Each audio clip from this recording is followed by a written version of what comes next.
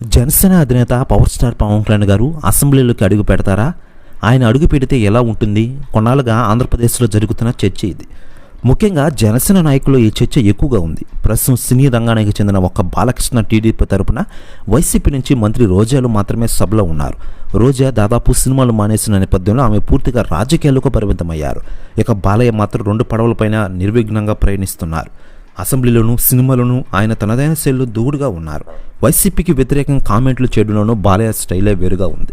ఇక ఈ క్రమంలో వచ్చే ఎన్నికల నాటికి పవన్ కూడా అసెంబ్లీలో అడుగు పెడితే బాగుంటుందని, ఈసారి ఖాయమని జనసేన వర్గాలు చెబుతూ ఉన్నాయి. ఆయన వాగ్దాటి, సిద్ధాంతులు వంటివి అసెంబ్లీకి ఎంతో ఉపకరిస్తాయని వారు అంటున్నారు. ప్రస్తుతం రాజకీయంగా పవన్ చేసిన ప్రసంగాలు వినసొంపుగా ఉండడమే కాకుండా ఆలోచనాత్మకంగా ఉంటాయని జనసేన నాయకులు చెబుతూ ఉన్నారు.